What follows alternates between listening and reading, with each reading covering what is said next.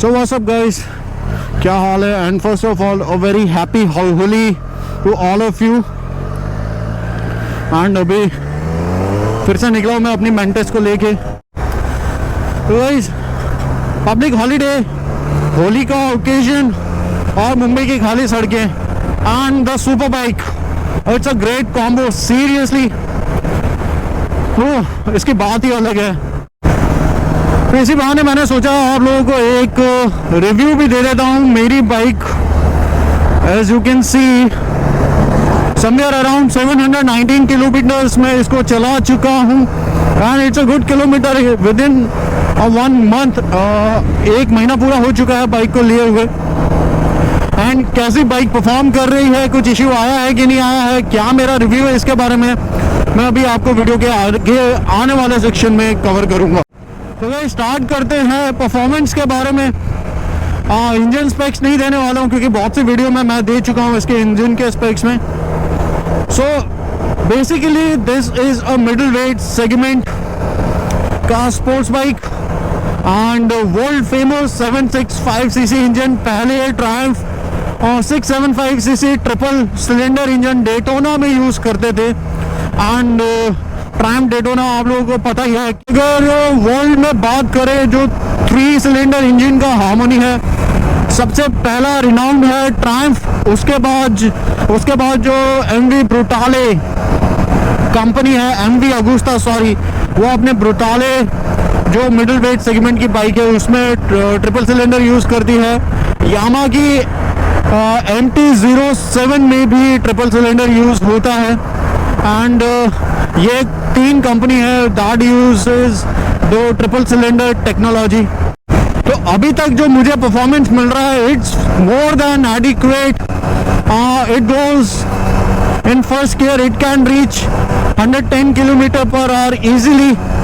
और अभी तक टॉप स्पीड की बात करें तो मैं इसको 135 तक लेके जा चुका हूँ, उससे ज़्यादा नहीं लेके गया हूँ because I am waiting for my first service Triumph 1000 kilometre और 6 month which ever comes earlier, तब ट्रायम्फ बोलती है फर्स्ट सर्विस के लिए आने को। और फर्स्ट सर्विस का कुछ चार्जेस आएगा 8 to 10,000 रुपीज़ के बीच में। उसके बाद जो सेकंड सर्विस होगा वो नेक्स्ट 10,000 किलोमीटर और once in a year. So maintenance wise super bike के कॉस्ट ऑन एन एवरेज आपके पॉकेट पे एवरी ईयर आप 15 to 20,000 के बीच में नॉर्मल मेंटेनेंस चार्जेस मान के ही चलिए। तो परफॉर्मेंस वाइज अभी तक मुझे इस बाइक से कोई भी शिकायत नहीं है। उसके बाद बात करते हैं कंफर्ट लेवल की। तो जो इसका राइडिंग पोजीशन है, जिसको हम लोग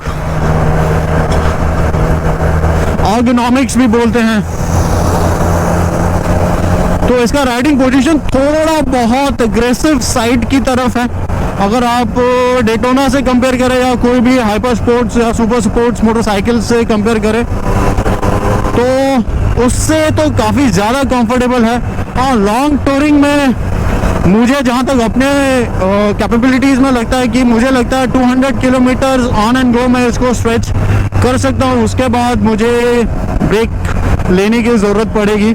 सो riding position it's quite comfortable, not that comfortable if I compared it to the adventure tourers and not that too much uncomfortable if I compared it to the super sports machine, for example Daytona, the R1s, the Ducati Panigales and all.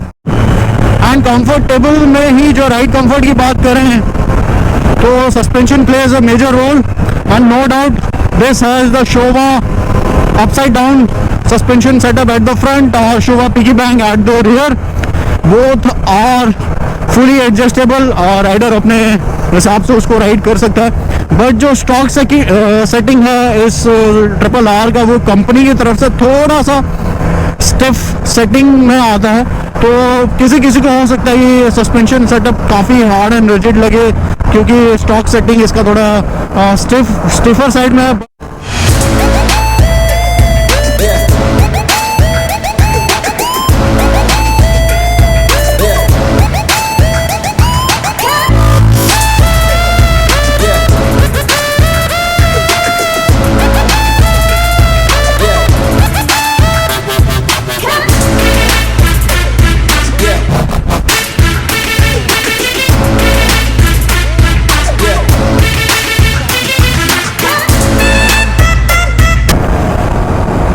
And अब बात करते हैं इसकी heat management के बारे में। सो this is a triple cylinder and जब तक आप इसे नॉर्मली ऐसे खुले रोड पे राइड कर रहे हो आपको कुछ भी हीट फील नहीं होने वाली है। बट जैसे ही, माइंड माय वर्ड्स, जैसे ही आप ट्रैफिक में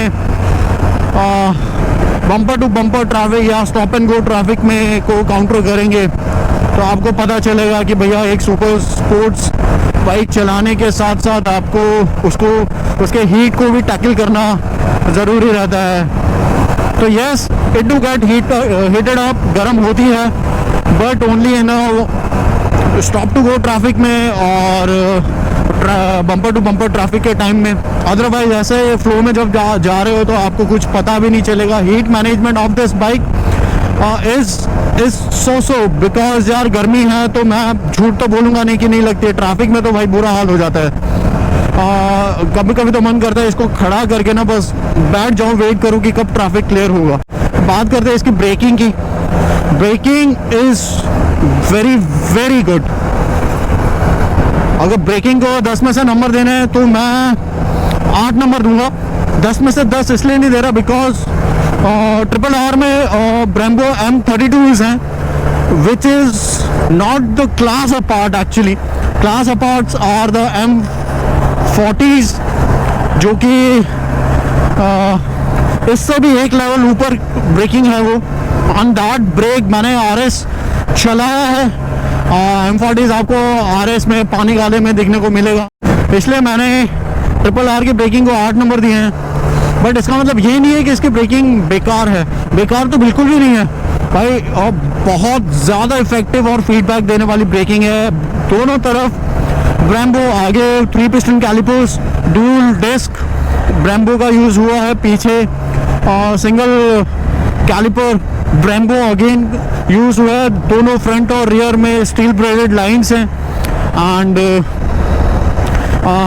ब्रेम्बो जो कि वर्ल्ड रिनाउंड कंपनी है in its braking assembly segments, तो इस बाइक की ब्रेकिंग बहुत ही ज़्यादा प्यारी है। अगर ओवरऑल रिव्यू देने की बात करें तो मैं आपको एक चीज़ बताना चाहूँगा। राइट नाउ अभी मैं 6th गियर में हूँ। स्पीड मैं अभी धीरे धीरे कम करूँगा, 44, 43, 41 and now this is 37. Still I'm going on 6th gear and you can see the speed, this is 35. But मुझे कहीं से भी इंजन से कहीं से भी नॉकिंग का साउंड नहीं आ रहा है, या मुझे ऐसा नहीं लग रहा कि इंजन मुझे बोल रहा है कि भैया गियर चेंज करो, 6th गियर से 5th में डालो। So this is the level of refinement of this triple cylinder Triumph. Hats off to you guys. And ये चीज़ मैं मिस करता था स्ट्रीट ट्विन में।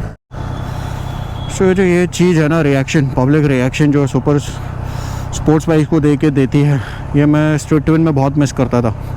बिकॉज स्ट्रीट ट्विन ऐसा लगता है कि भाई क्लासिक को किसी ने मॉडिफाई कर दिया। एंड बिलीव मी, ऐसे कमेंट्स मुझे बहुत बार मिले भी हैं।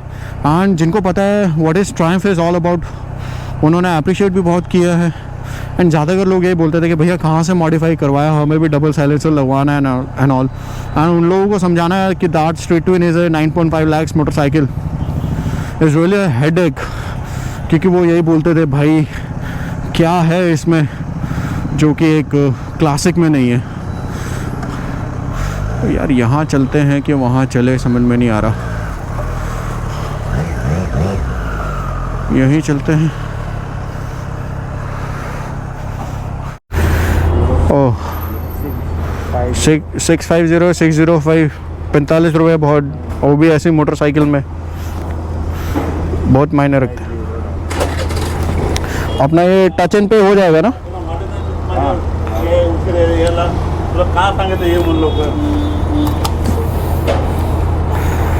Fuel for the motorcycle just done. Payment करना अभी, और पेमेंट के बाद निकलते हैं। तो बात करते हैं कि भैया वो ट्रायम्फ स्विफ्ट ट्रिपल आर में मुझे क्या क्या चीज़ें मिली है जो कि इसके कॉम्पिटिटर बाइक्स में नहीं थी। ठीक है, तो बेसिक से स्टार्ट करते हैं। डिफरेंस थी या नहीं थी वो भी मैं बता दूंगा। Let's start from the headlight itself. DRLs, yes competitor bike के साथ भी DRLs थे. LED हेडलाइट, यस कॉम्पिटिटर्स के साथ भी LED हेडलाइट्स थे. उसके बाद राइडिंग मोड्स, 4 राइडिंग मोड्स. कोई कॉम्पिटिटर में सिर्फ 3 थे, किसी में सिर्फ 2 थे. Customisable riding mode only street triple R and BMW R900 I guess. उसके बाद ride by wire throttle competitors, yes. ABS as standard competitors, yes. Traction control again, yes. And ये सारी चीज़ तो होगी जो कि एक कॉमन चीज़ें थी. अब इसके कंपटीटर बाइक्स में, इसके कंपटीटर बाइक्स की बात करें तो Z900 एंड BMW R900 जो मैंने सोचा था देख इसको लेने से पहले कंपेयर करूँगा. अब ऐसी बात करते हैं जो कि उनमें नहीं थी, या you have to pay extra to get that things, right. तो सबसे पहले गेम चेंजर जो बना मेरे डिसीजन का, that is a bike directional quick shifter. BMW में अगर आपको क्विक शिफ्टर बाई डायरेक्शनल चाहिए तो you need to pay extra apart from the motorcycle money. Z900 में ये फीचर है ही नहीं. Street triple R as standard. अब इंजन की बात करते हैं. BMW parallel twin triple R 3 cylinder, Z900 4 cylinder. Same goes with the exhaust. The best sounding stock exhaust among these three, no doubt, वो है Street Triple R और RS. If you compare the stock exhaust sound of Street Triple R with the BMWs and the Z900, तो यकीन मानिए आप पहले Triumph को रखोगे, उसके बाद BMW sounds good because that is a parallel twin. And उसके बाद Z900. अब आप बोलोगे कि इनलाइन 4 इंजन साउंड क्यों नहीं कर रहा है. So guys, you need to invest extra minimum 80,000 rupees to get that sound. And believe me, slip on exhaust system ही अगर आप लगाओगे, that too a Vectra Povik which is specially made for Z900, that is costing you right now 87,000 rupees. 3-4 हज़ार रुपये ऊपर नीचे हो सकता है depending upon the seller also कि वो आपको डिस्काउंट दे रहा है कि नहीं. एंड द CBR 150, नहीं, this is the 250. The CBR 150 was one of my very first motorcycle which I own from my own hard earned money. So I was talking about the exhaust and भाई मैं उस position में नहीं था कि मैं exhaust के लिए और पे करता, इसलिए. And I am quite happy with the exhaust of this 3 cylinder because it sounds very good. And after crossing 6000 RPM तो ये और भी प्यारा हो जाता है. एंड मुझे नहीं पता how guys ride the motorcycle in 200 और प्लस 200 किलोमीटर्स पर आवर. मेरी तो भाई 150 क्रॉस करके आदत पूरी हो गई. Maybe because I am a newcomer in the super bike category. उससे पहले स्ट्रीट ट्विन रखी थी, but that doesn't comes under the super bike category because that is a retro modern classic. No doubt it has a 900cc engine, but still. तो ये था मेरा एक lump sum review, ownership review first 1000 kilometre से पहले, जो कि मैंने 750 के तकरीबन बाइक चला ली है और तब दी है. The bike is performing really very well. मैं इसलिए नहीं बोल रहा because I own this. मैं इसलिए भी बोल रहा because first of all this is a light in class among its competitors. Second, yes, it's pricey but you are getting the premiumness in that price. Third, it's unique in its own way. You can see और Kawasaki काफ़ी ज़्यादा दिख जाएंगी आपको, but Triumph और BMW seriously बहुत कम दिखेगी आपको. And RS और R one of the new motorcycle और 2020 न्यू मॉडल एवटार में आई थी ये. And plus it's character of the engine and how it perform. So that's it from my side guys. I just wish कि आप लोगों को अच्छा लगा होगा. एंड मैं अच्छे वीडियोस बना रहा हूँ. Just need your love and support more and more. So हमेशा की तरह ride hard, ride safe. See you, take care, bye bye, शब्बा खैर.